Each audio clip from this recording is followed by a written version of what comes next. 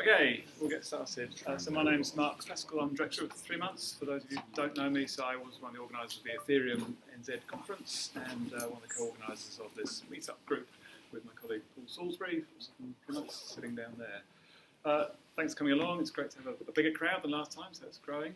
And yeah, so as a sponsor of this, I do get 20 seconds of your time, so a bit about 3 months. So we're actually going through quite an exciting time. We are now specialising in the blockchain and Internet of Things based software. The reason why I'm mentioning that is because we're really keen to connect with anybody who is passionate or wants to be passionate in those spaces. So we're actually spinning up 2 child companies, Blockchain Labs and IoT Labs. So if anybody is interested in those spaces, please come talk to me myself. Is it 3? Sorry, 3 months is the name. What was the name of your company? 3 months. So we're that. It's those guys. Yeah, cool. So yes, so please come and talk to either myself or afterwards. So really excited to have Alex over with us. He just happened to be in the country when we were just about organising this meetup, so we said come along. I won't introduce him. I'll let you introduce yourself, Alex. And yeah, thank you.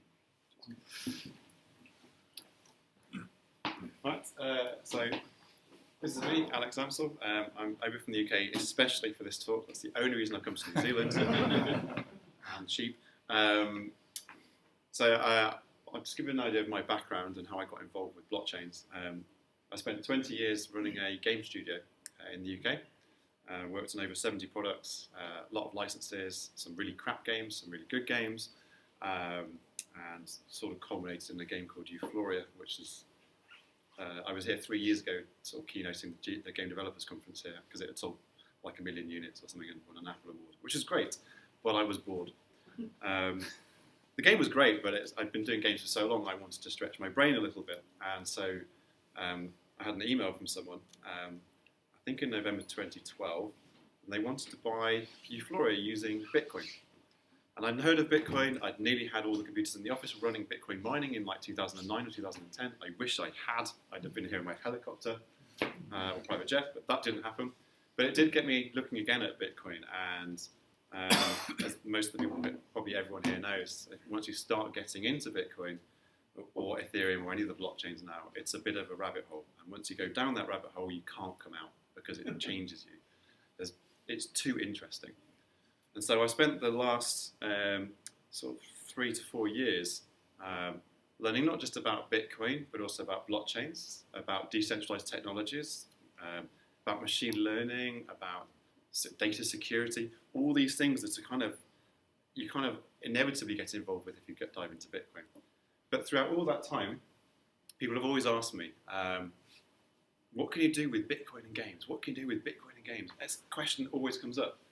And the problem is that I did do an experiment where I sold a bundle of games using Bitcoin, which is interesting. I was telling someone earlier that I found that a lot of gamers were really dubious in 2013 of Bitcoin and thought it like a pyramid scheme or a scam. And I think there's probably still people that think like that, given that when one of the exchanges got hacked this summer, I was kept constantly being asked about Bitcoin being hacked again, and it hadn't been. It's an exchange. But the truth was I really couldn't find a good use for Bitcoin and games beyond gambling or just using it as another payment rail. It wasn't interesting enough to me. But what I was interested in was how Bitcoin could be used, or blockchains rather, the technology behind it could be used for things outside of traditional financial technology, fintech, so things outside of banking, particularly within supply chains and provenance and so on. And then finally, in November, DevCon 1, which is an Ethereum conference, Ethereum being another blockchain. It's a bit different from Bitcoin. It has some different features that it supports.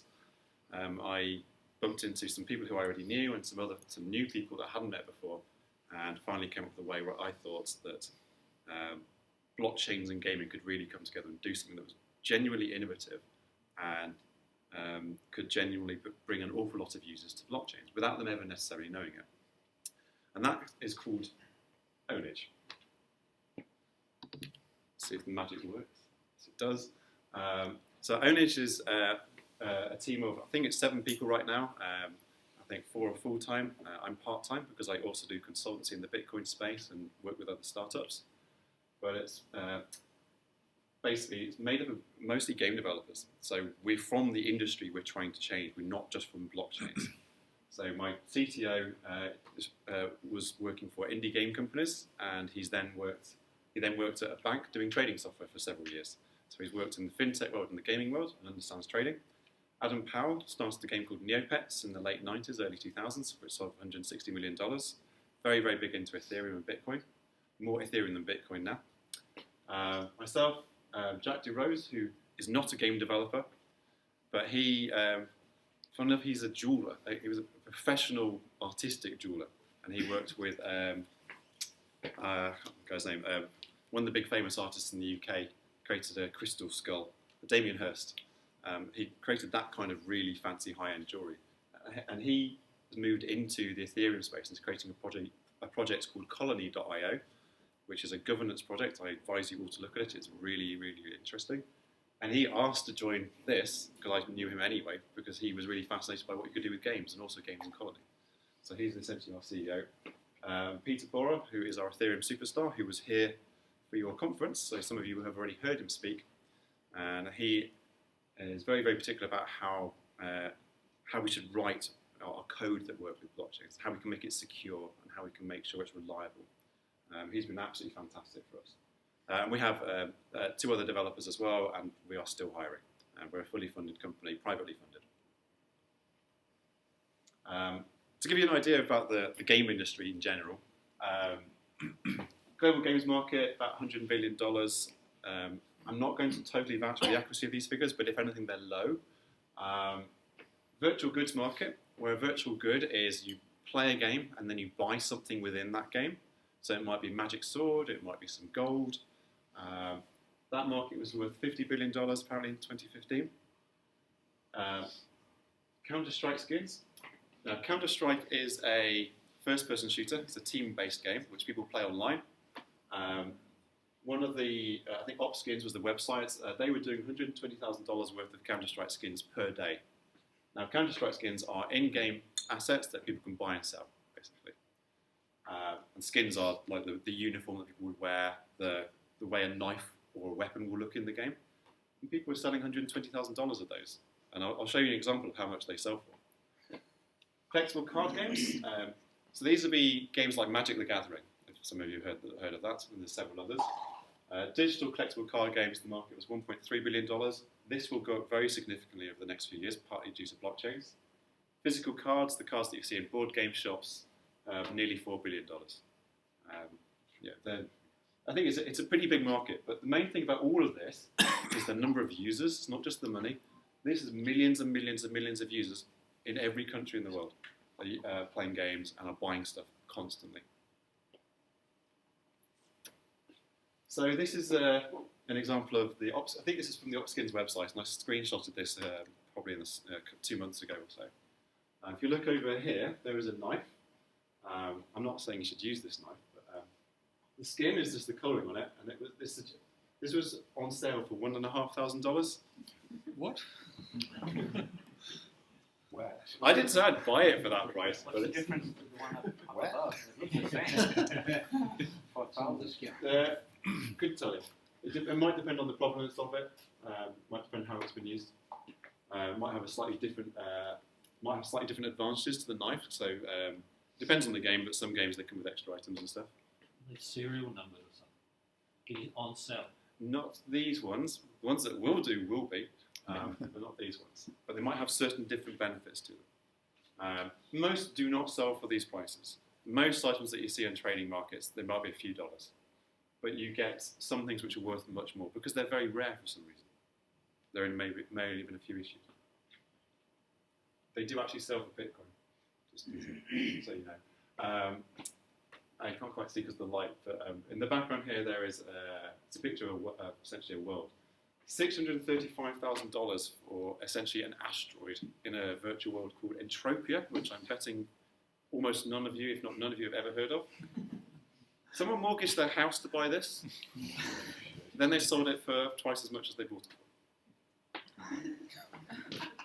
The reason it's worth money is because it's land in a virtual world, and in a virtual world you can have commerce.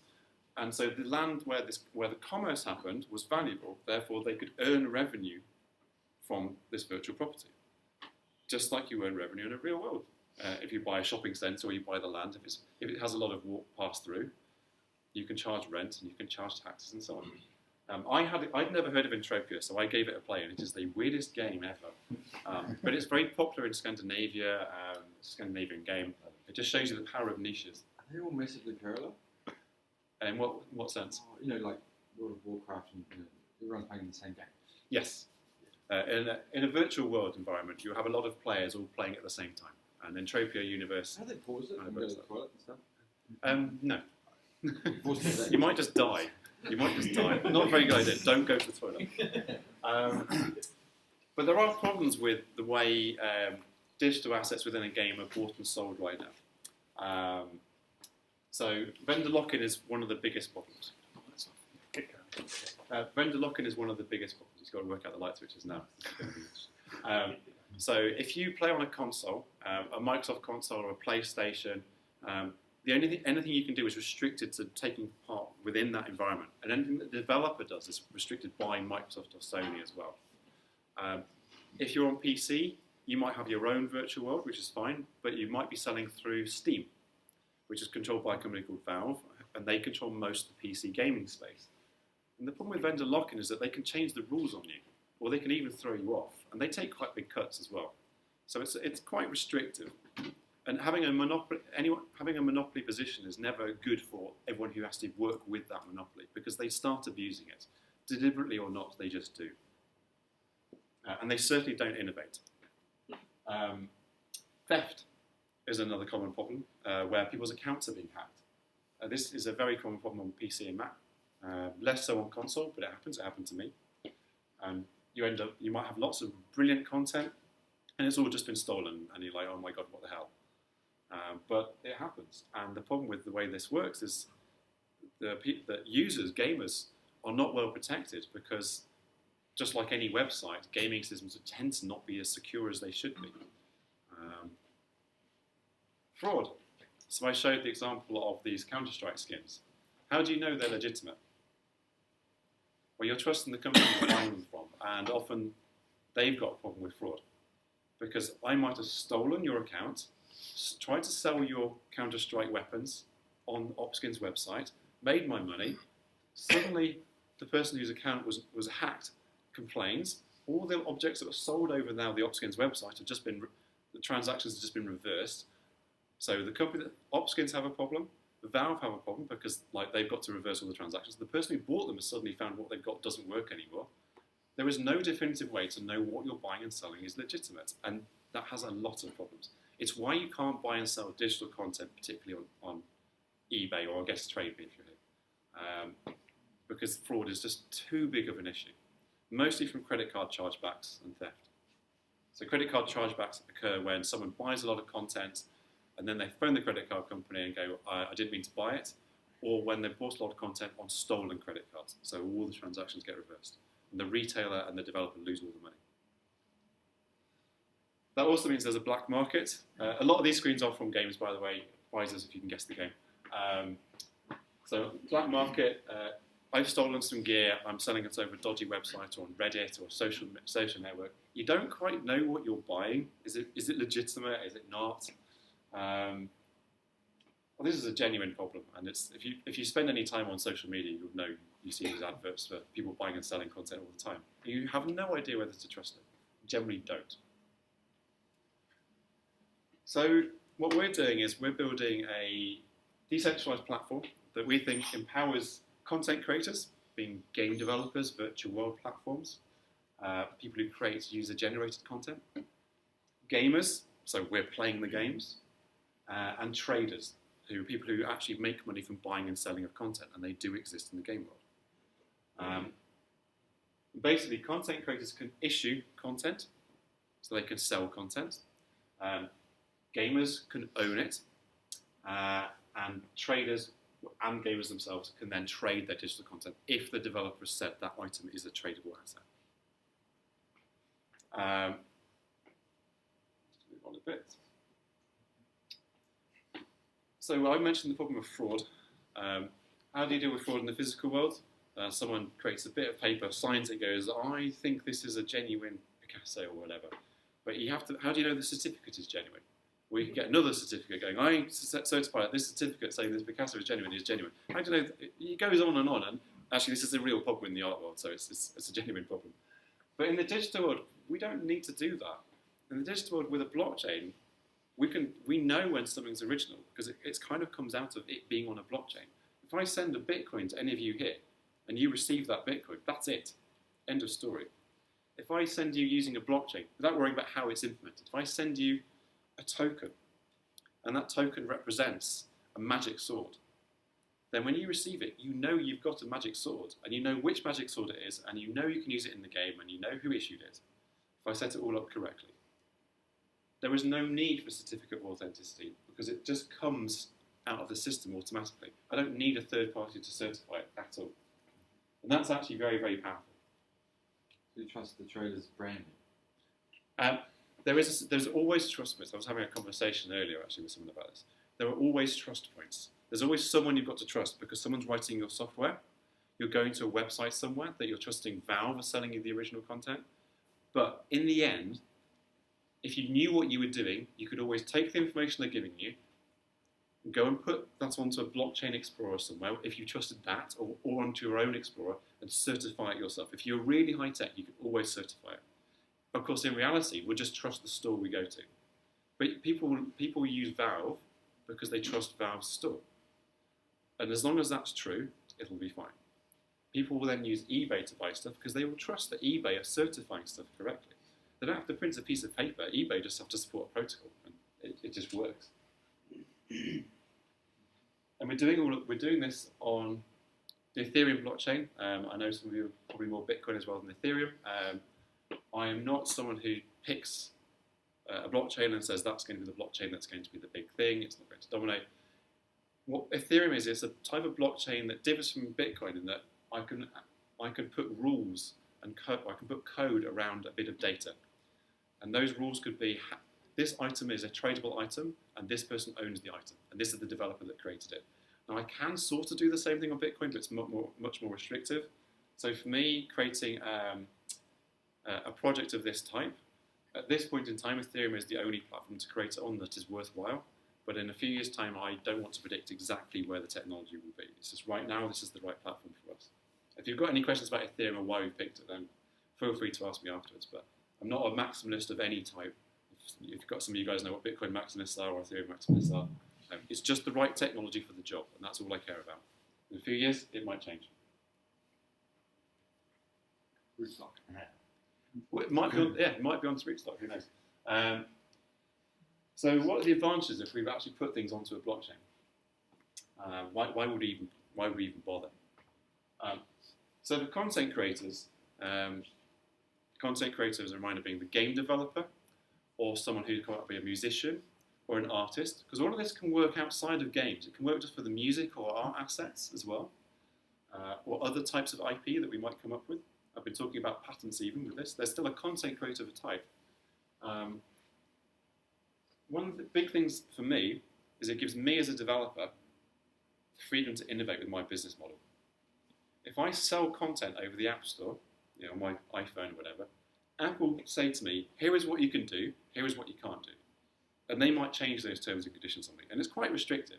I can still make plenty of money, but it's to Apple's rules. Using this, we've actually come up with a whole load of new business models that could work. I don't know if they will work. It's up to the developers to work it out. But they can try those business models without any fear of them being changed underneath them, and yet without having to write lots of custom software. They can be given a whole load of options, and they just essentially tick a load of boxes, and then they try it. So one example of how people can innovate is it's possible to create a game where the developer sells nothing whatsoever. They never sell anything, and they don't do advertising. They have no direct monetization strategy, which might sound really stupid. Maybe it is. But what they could do is they could create a game where, by playing it, you get rewarded with some goods, some property. And there might be randomized drops where some of the things you get are really, really rare. You might be lucky and get a magic sword where there's only ever going to be 10 copies of that magic sword. And the game design might be such that in order to succeed at the game, you have to have some items which you cannot possibly get yourself, which are so rare, the only way to get them is by trading. So trading becomes an integral part of the game. And what they could do is they could go, Everything you get is free just by playing the game, but any trade that happens, we get $5 or 10% of the trade value. And you're allowed to trade on these websites like eBay, Ownage, Steam, or whatever it happens to be. So they sell nothing, but they've designed the game where trading is an integral part of the game and they only monetize the trades. So the entire game is essentially free at that point, as far as the user is concerned, unless they want to really go deep into the game, and then it's all by trading, buying and selling. What that means is that the economy for that game is very, very different because although it makes the game design harder, people are incentivized to make money, and that means you're going to get some very interesting dynamics. Now, I'm not advocating that as a way to make a game, but it's not something that's easy to do right now, and you will suffer from various restrictions, including legal restrictions, if you try to do that on any of the current systems. Another thing you can do, because we have an open platform, is if I, as a gamer, if I own, let's say I've just bought the new Sonic game, then a developer might say, well, everyone who's bought the new Sonic game, as long as the Sonic game is on Ownage, I'm going to give you my game for $10 cheaper, and you're going to get a special character in my game. They don't need permission from Sega to do that. Because as a gamer, the fact that I own Sonic is my data. And if I want to let you know and prove to your store or prove to your game that I own Sonic, I can do that. And if as a developer the game wants to be able to say, do you own Sonic, they can do that too. And that means you can start doing cross-marketing both with and without permission that you couldn't do. You literally cannot do it using any existing system because they're all closed. That doesn't mean you have the right to use the Sonic character, because that's a copyright license, a trademark license thing. But it does mean that you can make use of the fact that your users have owned Sonic, and you can give them something special in your game. So you can benefit from a lot of the marketing that Sonic have been doing, but within your game. Or it could be Manchester United issuing team strips or whatever. Another thing you can get as a content creator, depending on exactly what bits we implement, but we can automate royalty reporting. We can potentially automate royalty payments as well, but automated royalty reporting is actually very, very powerful because we can see exactly how many of the items have been bought and sold first-hand and on the secondary markets. We've got a lot of data available to us, and we can see it immediately. We don't have to wait 2 months. Some systems are still very archaic, believe it or not. It's not all like the App Store where it's nice and live. Some systems are still very archaic. So we can still see everything automatically. And you can trust that they're correct because they're on the blockchain. They absolutely are correct. And I know that there are some companies that are experimenting with actually sending payments through the royalty system. So that if your musician is, say, on a 5% royalty for every copy that your game has sold, which is not completely atypical for an indie game, then they can be paid automatically using cryptocurrency whenever you're paid. So you don't have to do all the fiddly accounting. Or at least you can hook up your account system to a blockchain-based accounting system, which actually takes a lot of paperwork and pain out of the system. Now, for music companies, and there's a few music projects based around blockchains, this is a really big deal for them.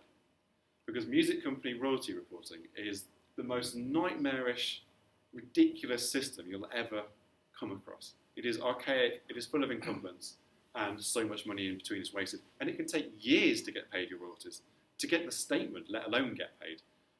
And there are a lot of people that have to earn different royalties within the music industry. So although we're doing games, and this is not the area we're really focusing on, if you're looking at IP generally using blockchains, the music industry is absolutely ripe for disruption. The problem is you've got a lot of incumbents to get rid of. And the incumbents don't want to be deleted from the system, but they are just getting in the way. They're really not. Let's say at least 50% are getting in the way. So this is a big deal, less so for us perhaps, but a very, very big deal in the music industry. And potentially also for photographers as well, and anyone selling images across the internet. They have some of the same problems. It's more digitized, but it's still hard for them to track usage. Another important thing for content creators, as a game developer, if I want to have, say I wanted to sell 100 magic swords, I've got to track who owns them, which means I have to run a game server. Now, if I'm running a multiplayer game, massively online game or a multiplayer game, I'm going to be running a game server anyway, and it's not so bad then. But if I'm writing a single-player game, or a game where I just don't want to be managing all the security around who owns what in the database, I'm not a web developer. If we use a blockchain for who owns what, as like our land register, the global land register for virtual property, I, as a game developer, I don't need to run a server for that. I don't need to know who owns what, because you do. You know you own that stuff, and you've got this independent ledger, this independent registry as proof of what you own. And that platform, that Ethereum platform in this case, or Bitcoin, that's just running in perpetuity, in principle, subject to terms and conditions. But that platform's running, and I don't need to run a server yet. All my players, they can absolutely definitively prove what they own, and there's absolutely zero chance of fraud, subject to terms and conditions. There's near zero chance of fraud, and that means that as a game developer, all I'm doing is I'm not having to pay for a GameSpark server or anything like that. I'm just putting it all on the block. I just let my games put it all on the blockchain. They pay a transaction fee. They might not know they're paying a transaction fee because we might take care of that for them. But the developer doesn't have to pay anything at all. Basically, it's paid per use, and it's paid by the fee when the person buys the product.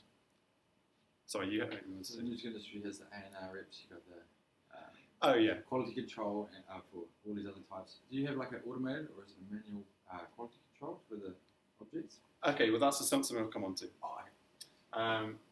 So the content, there's actually plenty of other advantages to content creators, but for me, with my game development head on, not my blockchain one, I want freedom to innovate with my business models, and I don't feel like I have enough freedom with existing systems, given what I've now been looking into. And the more products that use a blockchain-based system, the more they'll benefit from each other. The more they'll start working together to actually create new ways of doing business. The more they'll co-sell assets that can be used across multiple games. And we're just starting to see that a little bit with some experiments on Bitcoin. But I'm absolutely convinced that if anyone's going to work at how to use blockchains in new business models, it's game developers, because we're running, unlike the music industry, we're creating an executable, so something that runs on your device that can do live interactions with you, can do live checks, and it can do it in a way where it's under the developer's control. If I'm creating music, or I'm creating film, or I'm a photographer, I'm not in control of the playback device. Music is going to be played back through iTunes, or Media Player, or whatever it happens to be. I'm not in control of that. I can't interact with my users. As a game developer, I'm so lucky. I can interact with my users. I can change the rules. I can change the experience quite fundamentally based on what's happening, based on what you own. And I can change it live. So the game industry is absolutely ideal to experiment with this idea of ownership on a blockchain, because we can do so much more with it.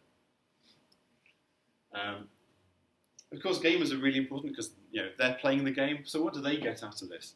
Again, there's a number of things they can get, but there are some people that think this is the most important thing, that when you bought that magic sword, that amazing thing, that it's theirs forever. Subject to terms and conditions, blockchain man. But in actuality, this is actually quite powerful, because if you bought, let's say the blockchain existed in the mid-1990s. It didn't, but let's just say it did. I used to play a game called Doom, and I was completely addicted to it, and it was amazing, and I played all the different versions of it. And this year, a new version of Doom came out on console. It was like a bit of a retro game, but done in a modern context. Now, imagine if that game could have checked if I owned the original Doom and gave me a better deal or some extra stuff within the game. That would be fantastically cool. What if an open source developer wanted to create a new version of it and allow people who own the original to actually play it for free, but the people who wanted to buy new, they had to pay money? Using a blockchain system, I can do that. And what you find is that once something is on an independent system, it's an independent ledger, again, we'll find innovators start finding a use for that. It might not be in year 1 or year 2, but year 3 or year 4, they could do some really, really cool and not so cool stuff, because what they could do is they could find a game let's say it was a very pop culture game and it was kind of interesting at the time and then disappeared. Maybe that'd be Pokemon Go, we'll see. Let's say there were 100 magic swords in that game. But they were kind of useless, no one really cared about them, and they're all available for like $1 or something meaningless. I, as a game developer, could buy up as many of those cheap magic swords as I could get, knowing they were very limited, and I didn't issue the original ones, I was just buying those ones. I could then, in principle, create another game which uses those magic swords that are 4 years old that no one that I own most of now, but there's still a few rare ones out there. When I then sell this game, if my game is quite popular, suddenly an asset that was worth nothing yesterday could be worth thousands of dollars today. just because I've chosen to make it be worth $1,000, as long as I've done a good job, I can make an asset suddenly gain massive in value. Now, if you're Nintendo and you're doing this, you can actually see some of the more interesting things they could do. They could suddenly have cross-game assets and make assets that were worth almost nothing yesterday, worth an awful lot tomorrow. And they will do. Like, I have absolutely no doubt they'll do that. They can also just help their assets retain value. If I buy a Pokemon 1 asset, and they've made it usable in Pokemon 2 and Pokemon 3, I'm more likely to buy their assets in the future because I know it's going to hold some value, like within the game and financially. Now, this actually is a problem for game developers right now, which I didn't expect until I had the conversation with some of the big developers. They really, really struggle to find ways to have their game assets, the things that people have bought, usable across multiple games of theirs, because everything's siloed. They're all in different databases and stuff. Using a system like this, actually, they can have their items used across multiple games of their own, which they know will create a better value proposition because it will help create stickiness within their products. So it's actually quite a big deal for them. Gamers can obviously also collect, prove, and trade what they've got. So collecting and trading, I've kind of already spoken about. They can buy all the stuff, they can show it off. Proving is the important one here, since we talked about trading. So if I have a Pokemon website, I could say, you're only allowed into this website if you own this particular item, or you get certain extra benefits if you own this item. I could say you can only come to my Facebook group if you have these items. Now, there's no current way to do this. Every game company would have to support an API which would be specific to them, and they'd have to keep that server going. Using a blockchain protocol, any kind of social media or third-party software, any kind, shops, retailers, anything, if they want to give you an advantage based on what you own, all they have to do is support the protocol. It doesn't cost them anything.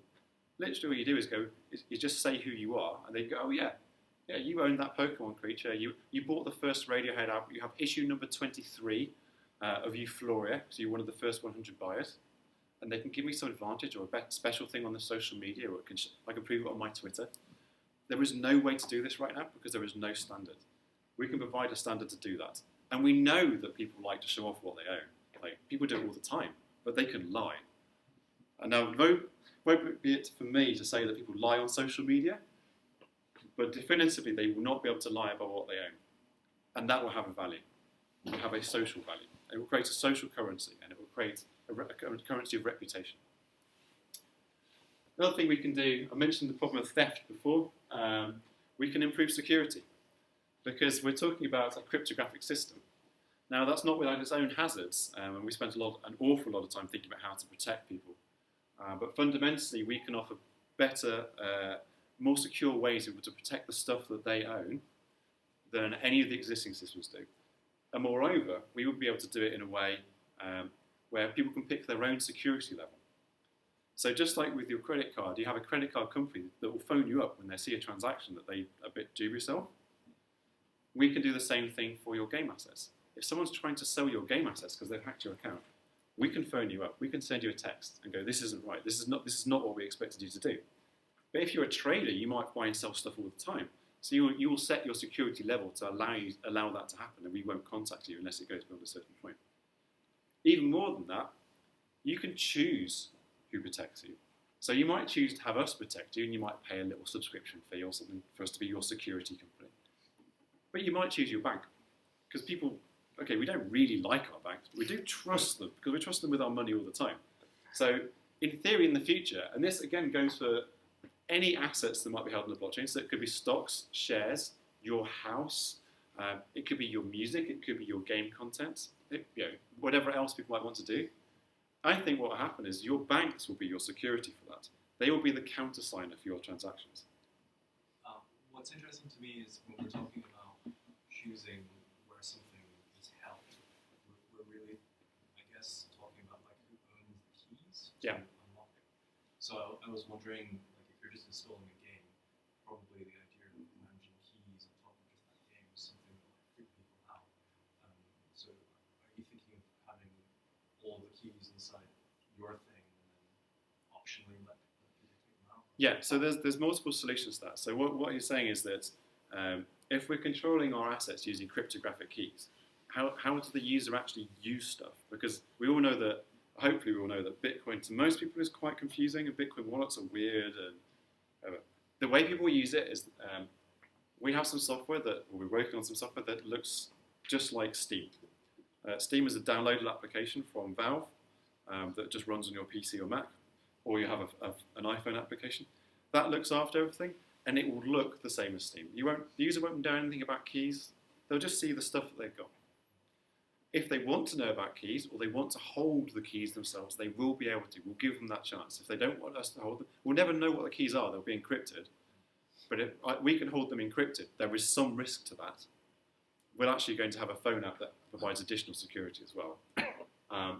But the idea of all of this is that the gamers here, and the developers actually, none of this will look like it's on a blockchain.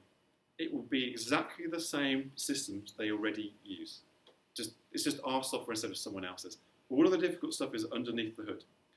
If someone wants to be exposed to it because they really they don't trust our security, or they like to do everything themselves, they understand it all, and we'll give them the facility to do that. They don't need to use us. In fact, they don't need to use us at all. They don't need to use any of our software. They can just go direct to the blockchain.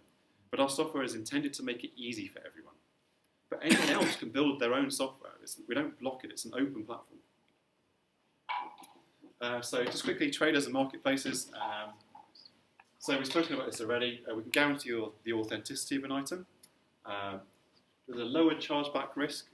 We do deal with chargebacks. So if people have bought something on a credit card, we do allow a facility to reverse the transaction. So if you bought a magic sword with a stolen credit card, then the retailer suddenly finds out it was stolen. They are allowed within a limited time period to reverse the transaction. And the person who bought with a credit card is not allowed to sell the item within that chargeback period. They're just not allowed to do it. It's up to the retailer to set the chargeback period. So if they're dealing with a user who has a high reputation with them, they might be fine with their credit card and go, I've got no issues. And you can buy and sell really quickly. But if it's a new user and they're in China or Russia, where we know there's a lot of risk, they might go, that's fine, but you cannot sell that item for the next 2 weeks, just in case there is a chargeback. Once the 2-week period is expired, they can sell just like anyone else. Obviously, if there's cryptocurrency involved, there is zero chargeback risk. And traders will be able to use cryptocurrency if they want. But within the system, we don't care about cryptocurrency particularly. We're just talking about the assets themselves. And the way a retailer can work is, as a developer, I can give a retailer permission to sell my stuff, and I have a real-world contract for real money, and the retailer is just allowed cryptographically to issue my content. So instead of like Ether or Bitcoin having to move through the system, people will just pay $10, and what happened on the system is the asset will be issued to the owner, or to the player. So there'll be a transfer of it, like there'll be a new issue of the magic sword sent to the owner, but there's no cryptocurrency moving in the system unless for some reason they want to do it. So it hides that away. Now I know there's people that would like us to be promoting cryptocurrency, but that's not my job. My job is to create something that benefits users. Cryptocurrency has its place in this, but it's really for traders because it has no chargeback risk, therefore they can buy and sell quickly. So the authorization comes from an API rather than the Ethereum? No, the authorization comes from the Ethereum contracts. So let's say I'm selling 10 magic swords, and I want to allow the Humble Indie Bundle to sell. The Humble Indie Bundle is a digital store. If I want to allow the Humble Indie Bundle to sell these assets, all I actually do is they have an identity on the system, and they publish their identity to me. So it's an address, and I put into my contract, let this address sell content, and they don't need to put any money through the system. So I can, as a developer, I can permission any stores that I want to sell my content. Do they have your source code? Or? The source code to Permission and digital data you can just copy it and an item. So no, because the blockchain layer is just dealing with the ownership of the items. Okay. It doesn't deal with the distribution of the digital bytes. The entity says this is going to move from A to B. The entity is Ownage. So the Ownage has a contract. So if you're a developer and you want to sell 100 magic swords, what happens is that if you're using the Ownage network, it publishes a contract onto the blockchain. So a contract is just a computer program. Ignore the word contract entirely. And that program says the Humble Indie Bundle are allowed to sell up to 100 copies of this sword. And what happens is that as the Humble Bundle have players come to their system and buy a sword, they call the contract and go, send one of the swords to this player, send another sword to this player, send another sword to this player. And those swords might even have an issue number, so that so the player knows they bought the very first one, because that might have more value. It's got provenance. And then once they've issued the 100th sword, they can't issue anymore. Now, the sword has a graphic, but the graphic isn't on the blockchain. The blockchain is a terrible place to store graphics and textures and things like that. Don't do it. So there's a question about how does the user actually get the magic sword? Well, what they do in this case is they load the game, and the game looks at what they've got. Oh, you've got this magic sword, and the game can go and download the magic sword from wherever they own it. And there's other ways of doing it for when they're selling entire games, but that's how it works. So the store themselves, their permission to issue me the right to have the magic sword, basically. How much information are you actually storing on the blockchain? Is it just like a sword, like item ID or whatever, or is there actually like properties of the sword stored there? We're trying to store as little as possible because the blockchain is a terrible place to store data. So the properties that I did a first test this by I did a test over a weekend after DevCon to see if I could put Magic the Gathering on the blockchain, like every single card, including all their properties. And it would have cost me $20,000 at the time, $200,000 now. But I didn't publish that code because I thought this might not go down very well with a certain company. But it would have been very interesting to do because it would have worked and it would have done a lot of this. Not very well, but it would have worked. So in a blockchain, you want to store the minimum amount of data possible because it's expensive and it's going to get, in some ways it's going to get more expensive because you're going to have to pay for renting that space over a long period of time. So the amount of stuff we store on the blockchain is very, very limited. It's as minimal as possible.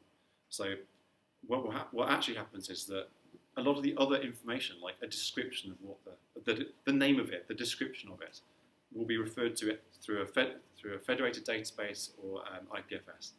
But there will be a minimal amount on the blockchain that is enough to know what you're buying. So actually the name will be in the blockchain. But a very minimal amount. Everything else is down to other systems. Is that because of the computational power to validate each transactional data point? Is that why it's expensive? It's not. It's a little bit. If you're transferring assets from two different people between two different parties, there is a cost that transfer is. Now, if we have provenance on an item, that means the item is no longer fungible. It means, like, one gold coin is the same as another gold coin in the game, but a magic sword which was used by any sports player to win a tournament is different from the magic sword that I've got. They might be technically the same, but that one was used by this celebrity, and I'm not a celebrity. So that one will be worth more on markets than my piece of crap, basically. Now, unfortunately, this one will cost more to transfer than mine, probably, depends how we implement it. And both of these will definitely cost more than the gold coin. And it's partly because of the data attached to them. But I would have thought the data validation is the same for any data point. No, because you've got to record the data in a blockchain. That costs money, and it's expensive. It's really expensive. Secondly, if you need to transfer that data anywhere, which in some cases you might have to, that's expensive. Thirdly, and people don't talk about this enough, I'll probably won't have time to go into it in detail in the end, because we're not yet doing this, but if you're storing data in a blockchain, you're going to have to pay rent. So not just when you first write it in there, every year it's there. There are particular ways it can be worked out, but every year it's there. You have to pay some money to keep it there, otherwise it would disappear, because otherwise it's too big and unwieldy. So you want to keep the data minimal. Sorry? Is that if you don't run a full node? No. Blockchain rent will be if I'm a user and I want to do any transactions in the blockchain and I have data in there. In order for that transaction to happen, I'm going to have to pay the rental value as well. This isn't done yet, but it will be. The transaction cost. Yeah. Sorry? To whom do you pay the rent? So the rental is the same as you pay any blockchain fees. So it goes to miners. So what happens is you pay, whenever you issue a transaction on a blockchain, a little bit of money is paid to whoever's actually running the transaction. They're the miners. And blockchain rent will be another component of that transaction. Now, it's still being worked out how it's done, and we're actually working with Vitalik to try and make sure it's done in a way that's not going to break everything, not just for us, but for a lot of projects. But it's an important point when you think about how much data to store, because the more data you've got there, the more expensive it's going to be for your users. And there's no need for that expense. Data on the blockchain should be as minimal as possible. It should be restricted to what is this item, 8%. What's the critical provenance of it, and what are the rules for it? 8% is the average How much? transaction cost for a 226 byte packet. Is 15,000 satoshis? Yeah, that'll be on Bitcoin. But on blockchain range isn't even yet costed up. I mean, there are some examples. But it's an important point that we don't want to store much data. Skip this part. Yeah, I'm here talking about blockchains, and you're all here because you like Bitcoin or Ethereum or whatever. But there is a tendency for technologists to use the wrong tools for the wrong job. So is a blockchain the right thing to use? It's definitely an experiment. I'm not going to pretend otherwise, but coming at this as we are, we're doing it with a very commercial mindset. We're not just building a system that does the blockchain bits. Actually, most of the work is building all the stuff around it.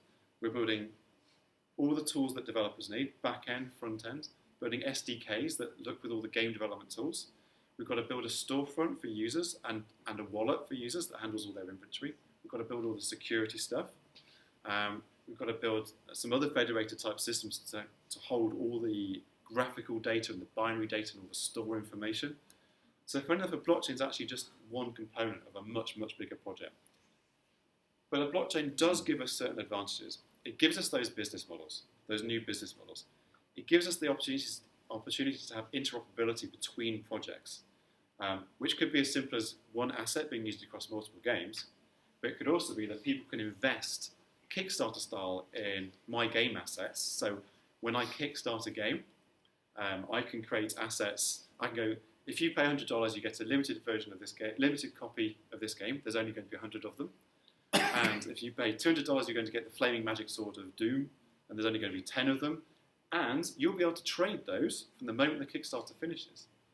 Now, funny enough, there's a game called Star Citizen, if I've got the name right, which is the biggest crowdfunded, I think it's the biggest crowdfunded project ever, over $100 million. Only a small amount of that on Kickstarter, a relatively small amount. It's still, I think, one of the biggest Kickstarters, if not the biggest. But it's a space game, and one of the things they do is they sell the spaceships. They pre-sell them. Now, the game itself is overrunning terribly, and there's lots of dubious arguments about whether it'll be done or not, or if it's going to be any good. What's interesting is that people do try and, to a limited extent, to buy and sell the spaceships. And these spaceships can cost $10,000 or so. They're not cheap.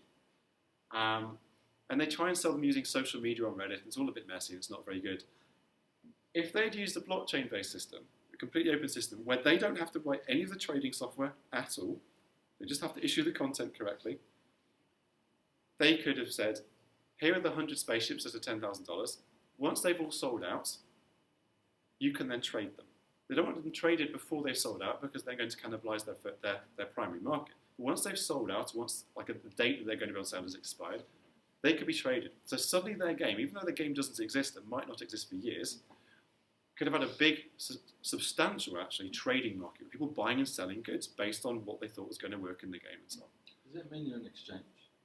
No, they won't be doing it, but actually the way these things work is, and the way we're writing our content is we're using something called a standard token. Any cryptocurrency exchange will be able to buy and sell any of the assets that we create. We'll have our own, having said that, we will have our own marketplace. But any exchange could allow buying and selling. Because I thought that you outlined the idea of a game where it's free, but you give the people free assets and then they start trading them. And then that's where you tax them. If I'm a game developer, I can essentially tax them because we can have rules in the system that say I want to take a cut of every trail, every sale. But it happens. That can happen. No, it can happen automatically in the same system. As long as it depends on what the rule. As a developer, it depends on the rules that I've set. It's completely up to me. I can say, you can sell my ships on, say, Poloniex, because Poloniex we know like to make money. You can sell my spaceships on Poloniex. Well, you can do whatever you want.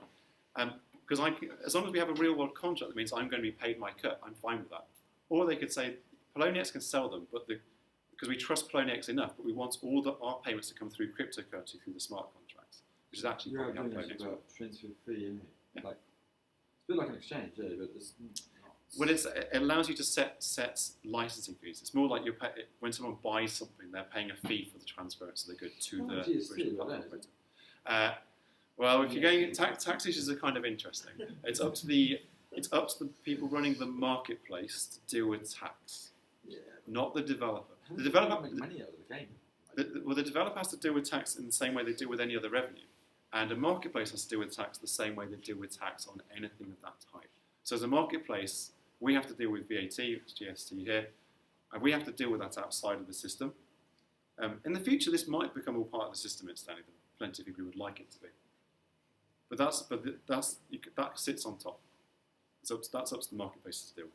Because they're regular real-world businesses. They have to comply with tax legislation in the jurisdiction that they are. This doesn't allow them to cheat it. But if I sell something to you, Who's the government? that's up to us. Who's the government?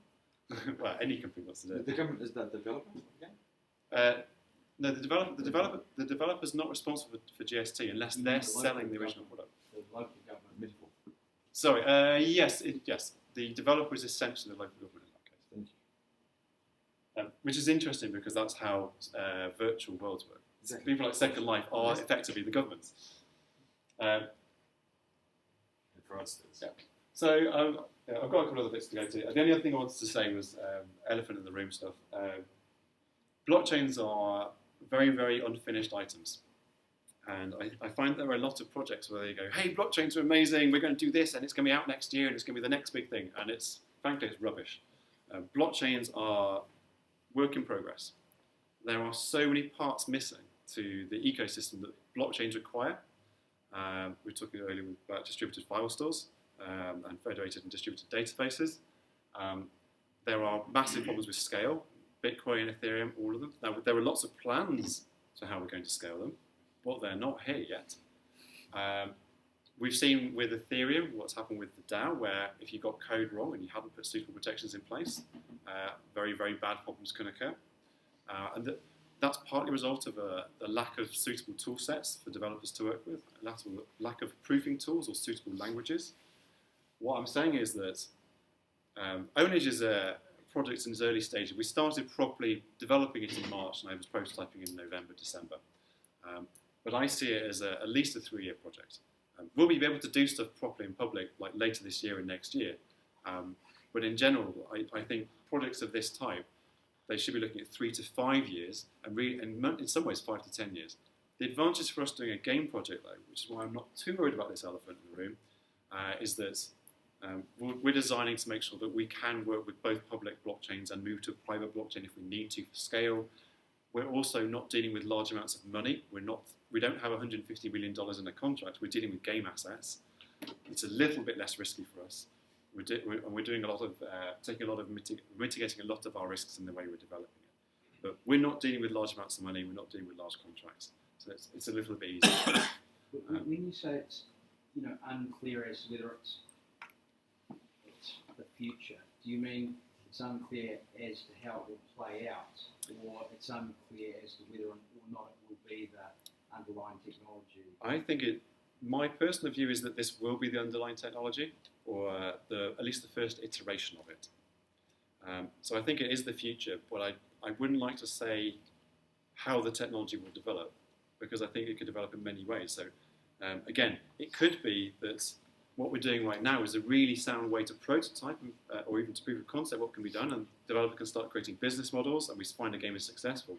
But we might find in 3 or 4 years' time that actually everything is just layers on top of the Bitcoin network in some way, and actually we're not using an Ethereum type of platform where all the calculations are done everywhere. Again, I was talking about this earlier.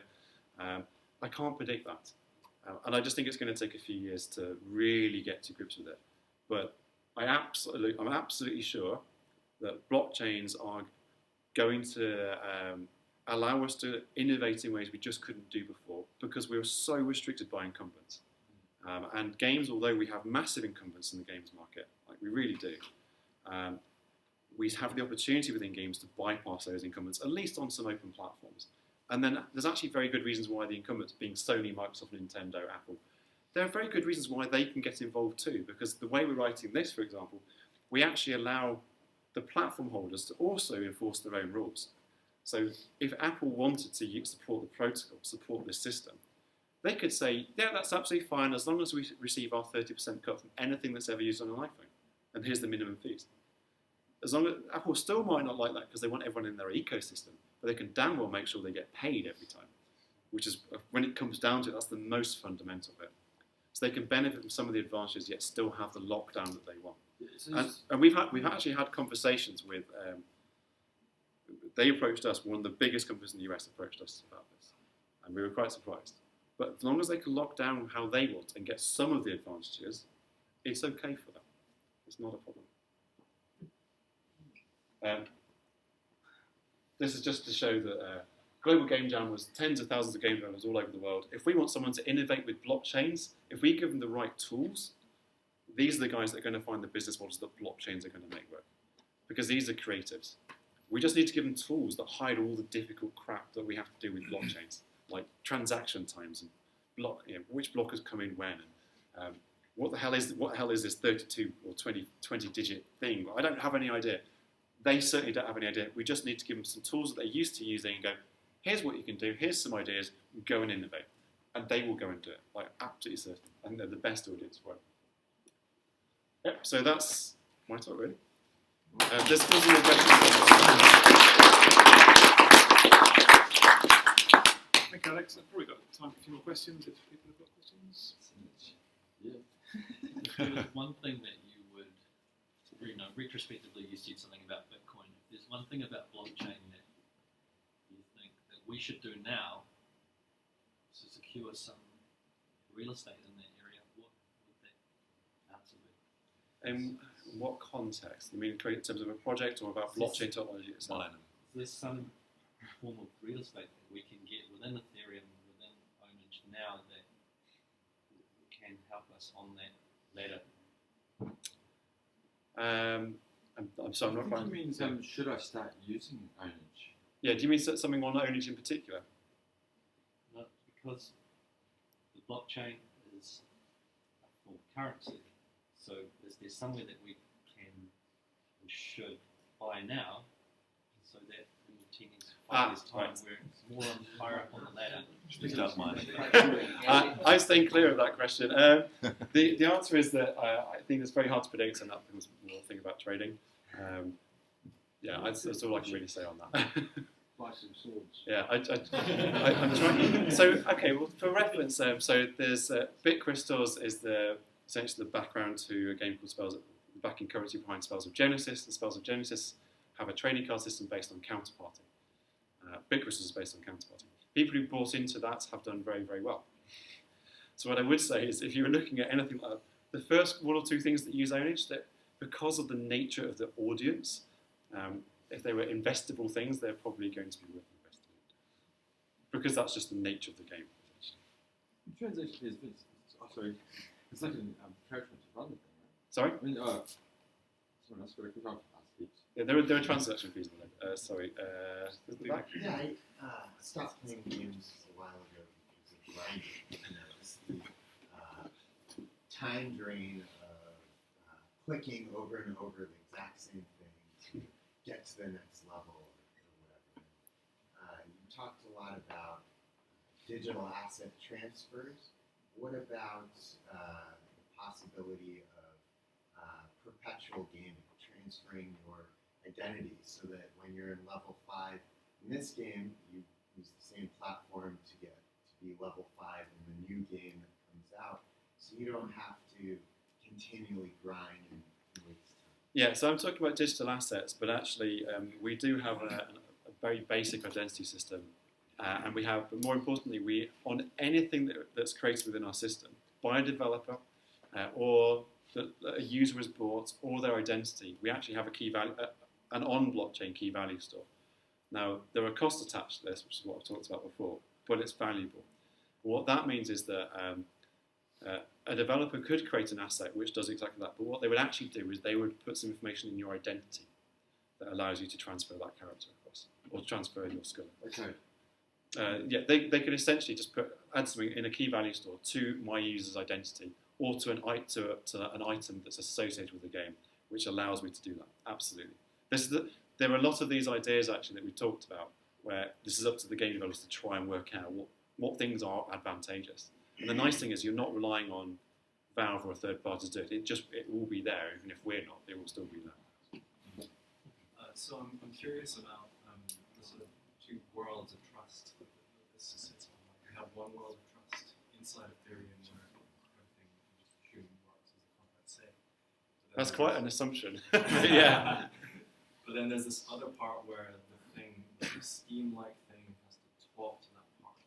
And the sort of hacker part of my mind is thinking, well, you could just have a fake Ethereum node or something that says, yeah, for sure, you own a million swords. Yeah, so what you're talking about is essentially whether the DRM can fail because of all the bits in between. So firstly, there's a couple of bits that I haven't had time to go into, but firstly, we're certainly early on, we're doing it through APIs rather than direct to the blockchain because too much the infrastructure doesn't exist yet to go straight to the blockchain. But you cannot stop on a particular client machine, like my phone or my iPad or my computer, you cannot stop that machine cheating on that machine. You cannot stop it. In the same way that you can't stop someone hacking my machine. I have no protection. It's up to me to protect that, but third party can't check. So you can't stop it. Well, where as soon as you try and do it, interact with anything else that's outside of this machine, they can know you're lying. That's the difference. There are some ways where you can kind of get around it, but it involves sharing your identity and all the identity keys of the world. He was talking about, I had the same problem with the duality. It's, the Bitcoin's reliable, it happens like clockwork. It then triggers a signal, which is a voluntary action inside your world by the entity or identity to just give the thing over. That's pretty much how World of Warcraft works on eBay, right? But it's still all cryptographic in nature. You can't cheat that stuff. It doesn't mean a client computer can be hacked. Let go, right? That's different. Sorry? Still have to let go. Yeah, but it's still cryptographic in nature. It's got to be validated by all the Yeah, you can't. So you're saying that it's impossible to write code in your. It's impossible for someone to fraudulently obtain an item as long as the rules are complied with on the blockchain, except where someone's client machine has been hacked or developers themselves have been hacked. We have to consider those circumstances. Voluntary action, though, isn't it? That if your machine's been hacked to the point where you can't. Yeah, there's no possible way on any system anywhere to stop that. You can't stop it. What you can do though, you can provide some protections to help stop it. So if you need your phone and your computer to, like, cryptographically, not just two-factor, but cryptographically, to purchase something, a hacker on your computer cannot buy something without your permission, unless they've also done something to your phone or you choose to let that item happen on the phone. Yeah. But there is no perfect system. But right now we're running in a very imperfect world, and we can make it a bit better. Sorry. You have touched somewhere on the sideline the problem of developing the code of those contracts that are sitting on the Ethereum blockchain. So what is your current perspective on tools that are there to guide one to not have buggy code? Because buggy code happens everywhere. So what is there for the quality assurance of those contract codes available already, or what can you see, or what is currently in the forge? So I haven't touched Ethereum coding since November. Because I hired Peter to do that for me because he's much better than me, is the honest truth. I've expressed a lot of concerns with several parties about the lack of tool sets and about how we can know code is trustworthy. Peter's written some articles on this. Peter Borra is who I'm talking about. And in fact, it's through work by Peter and supporting by me that some of the DAO stuff didn't happen, like the soft fork. I brought in Peter Vestenes and Emin because Peter prompted me about security issues. And the fundamental problem is that we don't have the tools and perhaps the languages that we need. So at the moment, it's a lot of hard work, and trying to write stuff in a way that's very sensible and is very, very defensive, and where you have to have a worst case scenario if everything goes wrong. So, for example, if everything went wrong with Ownage in its early days and essentially our online blockchain asset database is corrupted, it's absolutely possible if we've done something bad, or if there was a problem with the Ethereum network, we have to be able to correct it, if nothing else, by re-uploading all the correct data. And we're prepared for that, and we've costed how to do it, and that's what we do. What you can't go into it is with the attitude that, without going on a rant about my problems with DAO, the attitude they had to security was not good. And they had no way to deal with a situation like that. It was going to take them 4 weeks, or 2 to 4 weeks, to change any code, which was handling $150 million. That is madness. It is absolute madness. You have to have a plan for dealing with these kinds of issues, and you have to be able to do it very quickly. It's not a perfect world, and right now we don't have the tools that really should allow us to do this better. So there are currently no linters or static code analyzers. So they're being developed. But I can't tell you to the extent of how good they are because I'm not active in that development sector. But there are definitely things in progress. One more question. I was just wondering. So I'm wondering about the incumbents in this space, and you kind of gave a good explanation about how they'd still be able to make their money. But I'm thinking of the actual data side of users, basically, because I'm sure a lot of these platforms at the moment, they're probably not exploiting the data and information that they have on users the way that, say, Facebook does today and so on, for advertising and knowing what you want and all the rest of it. So I'm just kind of wondering, because what I see here is by putting everything on the blockchain, you're potentially making a lot of stuff about a lot of people public. And I'm just interested in your perspective on the kind of data picture and who owns the data and uses data, my data, privacy and publicness and stuff like that. Privacy is a big topic, and I think, firstly, there are things we can do to make things more private. Like Bitcoin, it's actually pseudo-anonymous, so you can have one or more identities in principle without any issue, and no one actually has to know who that is. There are some security issues with us supporting multiple identities, but which we have to look at the privacy versus security angle. I think early on we'll take a moderate approach to privacy and just let's see what people will accept. In many ways, I'd like people to have to volunteer to prove what they own, and there are ways of doing it. Christian Lundqvist, who works for Consensus, and he's doing an identity platform. It's the go-to person on this topic. Actually, he's on Twitter. And I speak to him sort of a fair bit on that about this. So I think that on the assumption that data is open, so if I own something, if you know who I am, you'll be able to see everything that I own. So let's just assume that. I hope we can find some ways to not have that. But then for data mining purposes, it's going to be very, very interesting. And people do data mine Steam, like quite heavily, in fact, very heavily. There's a lot of data, third-party data mining of that data. This data will be cleaner, for sure, but I can't yet say how many privacy functions we will support beyond the pseudo-anonymity that the user chooses at the start. I don't know yet. It's one of the things we're going to come on to. Can we play it through Tor?